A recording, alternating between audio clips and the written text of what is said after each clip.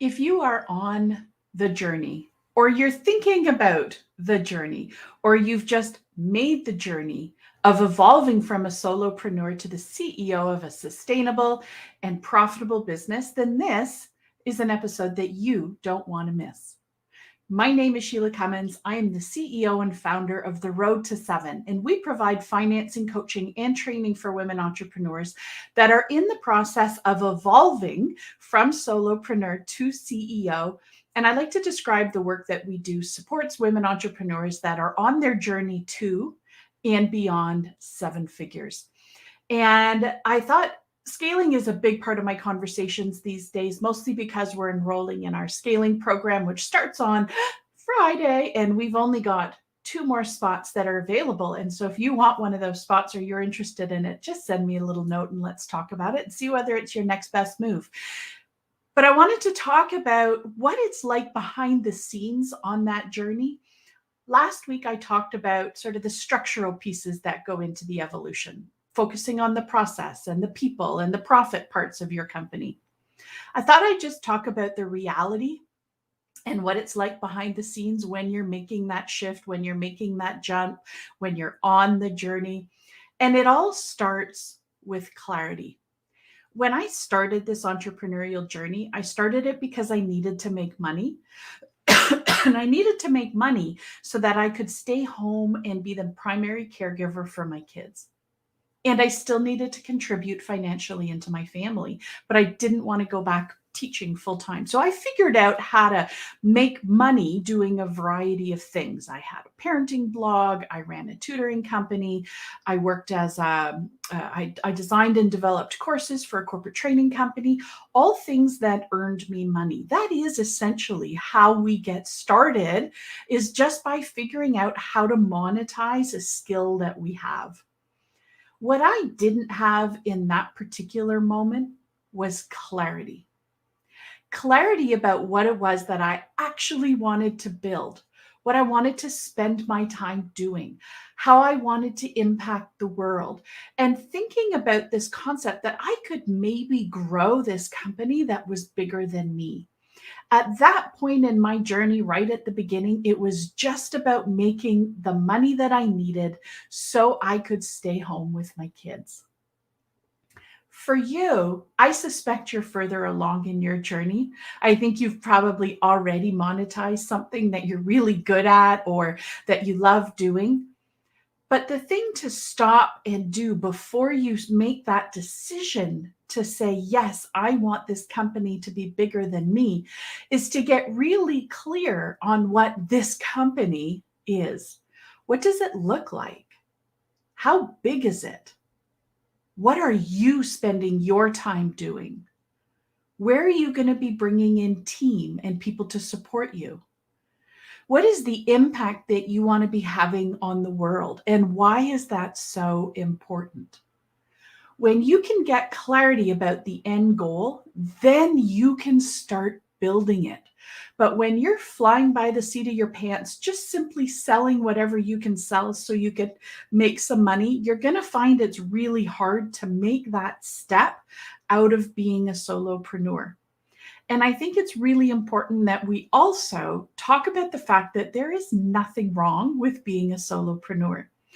Every single business on the planet has started out as a micro business.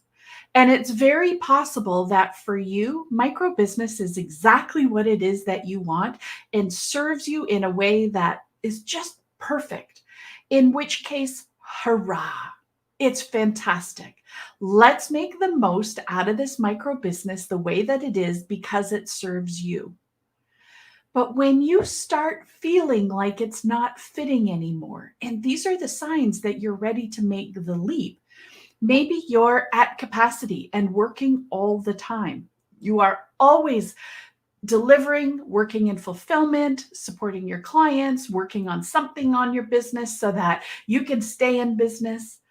When you start feeling that that's becoming not worth it, and it's frustrating and it's becoming more of a job, then you know it's a sign to make a shift.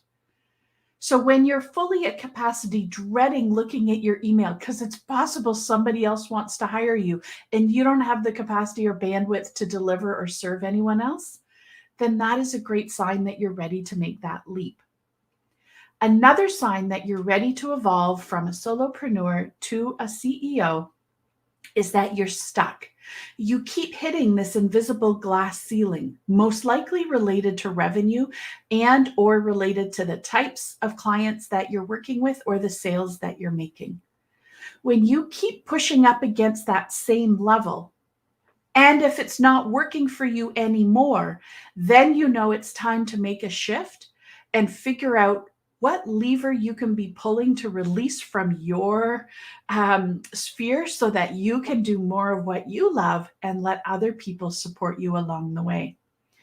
The third sort of indicator that tells you that it's time to evolve from being a solopreneur and stepping into the CEO role is when you're just literally spinning your wheels. You're just going through your days, they're happening, but literally it's starting to feel like a Groundhog Day. You wake up, you go to work, you do what you do, you close your computer, you go and do whatever else is in your day, you go to bed, you wake up, and then the whole thing just sort of goes in a cyclical manner. There's nothing very fun. There's nothing fulfilling about it anymore. It just becomes this rote routine. That is a great indicator that it's time to make a shift. And I think the two strategic questions that you can ask yourself before you make this decision, and I'm going to talk about the decision in a moment, is what is it that's not working for me and what do I want that's different? So what's not working for me and what do I want that's different? And then the next phase to that question is what would make this worth it? What would make this worth it? You know, several times where I've gone to make a strategic investment in my business because I knew it was time to bring it up to the next level was when it just wasn't feeling worth it. So maybe I was working too hard for the amount of revenue I was making. Maybe my programs weren't enrolling in a way that really that I thought that they should be or that they could be or that I really wanted. And I knew there was a disconnect somewhere. Or it wasn't worth it because I was spending all of my days coaching and I really wanted to be educating and having a little bit more of a balance throughout the day. Those were, you know, some of the places where on my journey, I knew it was time to go and get some help when it just wasn't feeling worth it. Because what happens is when you're operating in that place of it not being worth it, it just keeps dragging you down and you get sucked into that burnout vortex. And then once you're in that vortex, it can be quite tricky to pull yourself out again. So if your company's not feeling worth it or it's not working for you, it's a really good sign that you're ready to make a strategic shift.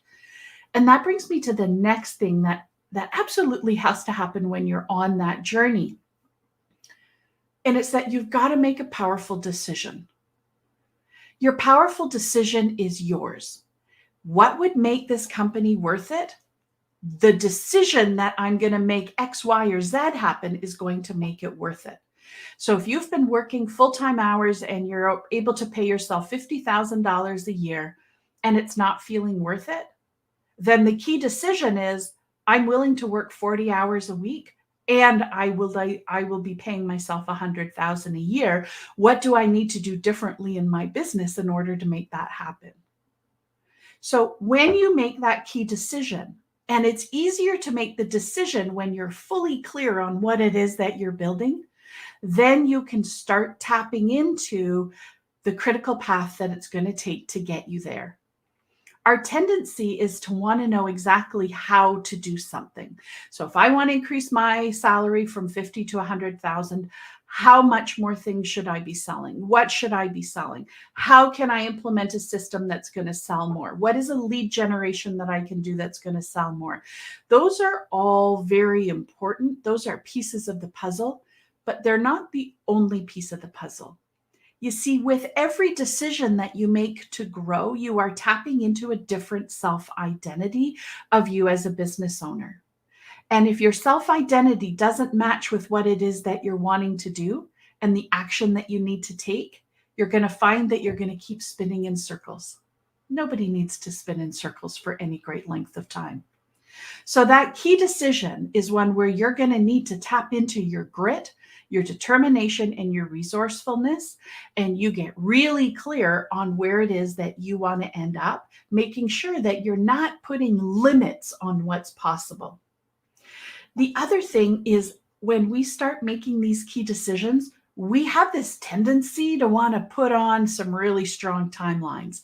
I want to double the amount I'm paying myself in 3.5 months. And if I haven't achieved it by June 13th, that's it. I'm going to burn this whole business down to the ground. Well, what if the result came on June 14th and you had burned everything down on June 13th? I think timelines are a great tool to help keep you focused, but I wouldn't burn the whole thing down if it doesn't happen by a certain random date that you've chosen to put in place. What we want to do is be looking at the metrics, the numbers behind the growth. So if you want to pay yourself, you want to go from 50,000 to 100,000, you'd like to do it in about 3 months, give or take.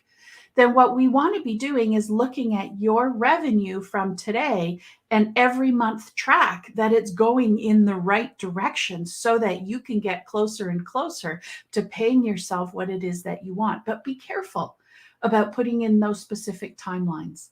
I see women that are, wanting to launch a course and they want it to start May 1st. And listen, I fall in this category too. I'm all about the start date because then everything else makes sense.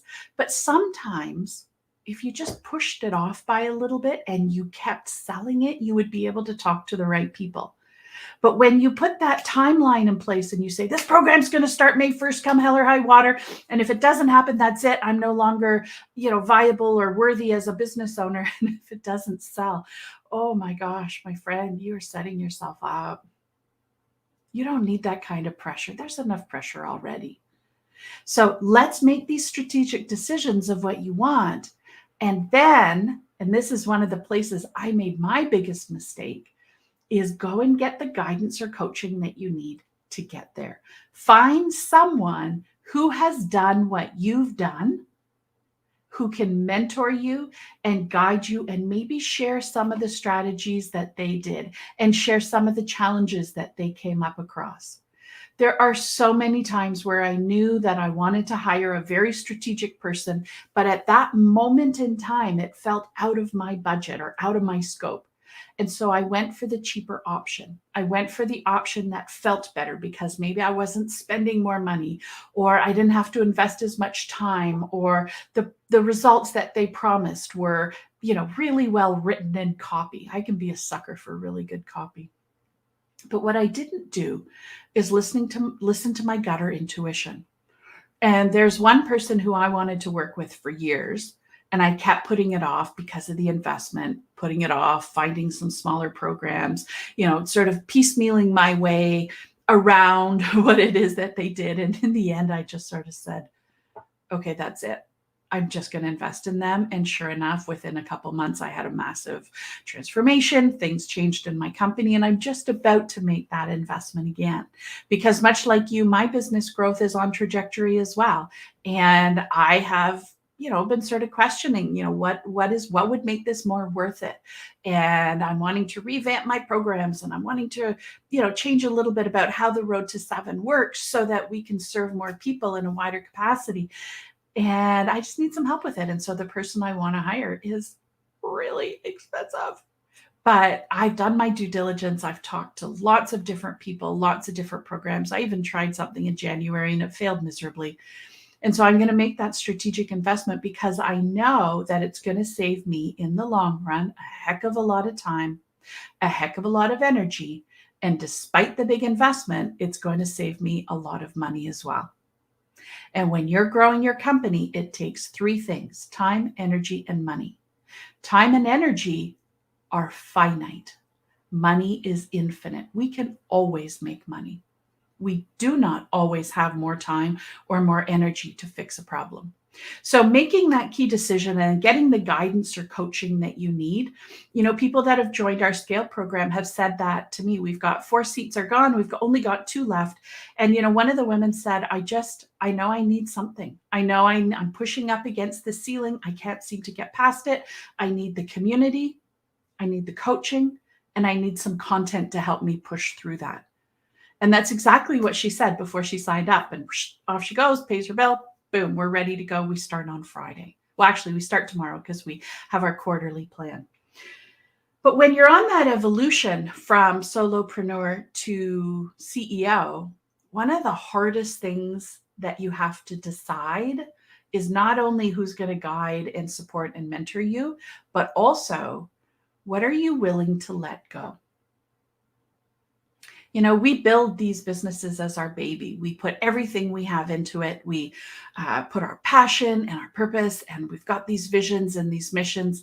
And we can sometimes be lulled into thinking that we're the only people who can do what it is that we do. We're the only people who can create the invoices for whatever, or we're the only people who can write our copy because we're the only people who understand our voice and what we want to say, or we're the only people who can coach or make a product. And the reality is that's just not true. And when you think about CEOs of micro, small, medium, and large size businesses, what they're not doing is having their hand in every single gear that runs their company. They make strategic hires to be able to have full ownership and authority over that gear so that it can be the most efficient and effective machine possible so that the whole company runs smoother. But when you're not willing to let go, then you're not ready to scale. It's as simple as that. Letting go does not mean shifting into negligence where you don't pay attention to what's going on. I got to tell you, I did that with my first bookkeeper and it was a disaster. I didn't really pay attention. I just I handed my receipts every month. They put the stuff in. It was all categorized badly. It wasn't properly implemented. And it ended up costing me thousands of dollars to fix because it fit in the neglect bin. I have to know what's happening in the finances, which means I got to work with my bookkeeper, but it doesn't mean that I have to be the one inputting data each and every week. I don't have to be the one who's taking my receipts and uploading it to the matching invoice. That doesn't have to be me, but I have to be able to look at my P&L statements and my cash flow and say, yeah, we're doing really well, or Sheila, you got to go get hustling. It's time to make some sales. So letting go is not the same as having nothing to do with. This happens with marketing too. You hire a marketing agency, you're like, awesome, I no longer have to touch my marketing. I don't have to write any copy. But you do, because this is your company. And as much as somebody else has been hired to have authority and ownership over it, you are watching the impact and the implications of the work that they're doing. And if it's not working for your company, for its growth, then we got to make changes. That's leadership at its best. Leadership to me means helping your team be the best version of themselves so that they can flourish and shine and get the best results possible. The other thing about that evolution from solopreneur to CEO is that it is very systematic. You know, I have a new download, and if you'd like it, listen, just put the word roadmap down in the comments and I'll make sure you get a copy. It's a 37-page document that walks you through the 7 gears that are necessary to run your company so you can get to and beyond 7 figures. Doesn't matter if you're making 3, 4, 5, 6, 7, 8, or 9 figures. These are the same pillars that are necessary and needed no matter how big you want your company. Though it's systematic, it sounds like it would be a very linear growth, but the reality is you're tweaking each and every single one of those systems every single day to make it stronger and work better. For sure, sometimes that you're going to need to focus on one of the systems in particular over the others, but then you've got to come right back and put it right back into place and come and focus in on those other 7 gears. And, you know, I'm going to have to just be straight up. The number 1 gear that's required is the mindset. And I know it sounds so woo-woo and so out there, but it's a fact. Your mindset is everything when it comes to running your business. And I don't know how many times I put a goal in place. I'm going to feel successful when I reach this amount of revenue, or I'm going to feel successful when I launch this program and it's full, or I'm going to feel successful when, and then when that happens and I don't feel any different, I think, what the heck? When I make this amount of revenue, I'm going to feel really happy and relieved. Well, I hit that amount of revenue and I still was stressed and I still was worried about money. And I was still, because the feeling about the result, it has nothing to do with the result. It's a feeling. And what we're talking about is the behavior to get the result. They're not connected. That's an inside job, friends. That is the mindset side of this running your business. And so, though it's systematic how we build out to scale your business, what it's not is linear. It is a cohesive blend of all of these 7 different gears working simultaneously. And we just have to keep focusing our attention from one to the other. And that's why, if you're in fulfillment all the time and you don't have time to be tweaking these gears that are going to help your company grow, you're going to stay exactly where they are. You're going to stay exactly where they are. And that brings us right back to where we started, where you got to ask yourself, what would make this company worth it? If it's not feeling worth it and it's not working for you, then you get to make a change somewhere. It's why you own your own company. And so that evolution from solopreneur to CEO is anything but smooth. You can make it smoother by getting guidance and support and mentorship and joining community where others are going along the same process that you are and sometimes are further ahead than you are. That is how you can smooth out the journey. But that decision, when I say the minute you decide to go larger, it is your job to tap into your grit, your determination, and your resourcefulness. It's going to take everything that you got. And oh my gosh, do I love being along this journey with you. You are not alone. I think that's really important for you to hear, because sometimes when we're struggling with the day-to-day functioning of our company, it feels like we are these lone wolves and we're the only one who's, going through the challenge that we're going through, and you're just not. And if you haven't yet joined any of my communities, please, we talk about this evolution every single day, how to take those steps to go from solopreneur to CEO. How do you make this business bigger than you? How do you go from being a micro business to being more of a small business where you've got a team that's supporting you? Those are very key strategic decisions that we help you make at the Road to 7. And so if you haven't joined, you can follow me on LinkedIn. I come live every single week. You can follow me on Instagram, on Facebook, on YouTube. Love for you to join my email list so you can stay up to date on all the new things that are happening. And if you haven't yet listened to the Road to 7 with Sheila Cummins podcast, please go and have a listen, subscribe so that you get notified of when each and every new episode comes out. It comes out every single week on a Thursday.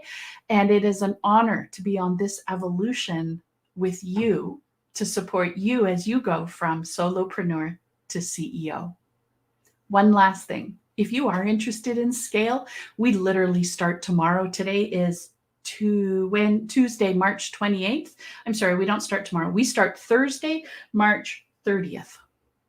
We start at 10 a.m. Eastern with our quarterly planning. And then on Friday, we have our first full day work period together. So if you want to join, you want to talk about it, just send me a note. I can see some comments that people want the roadmap. We will get that to you right away.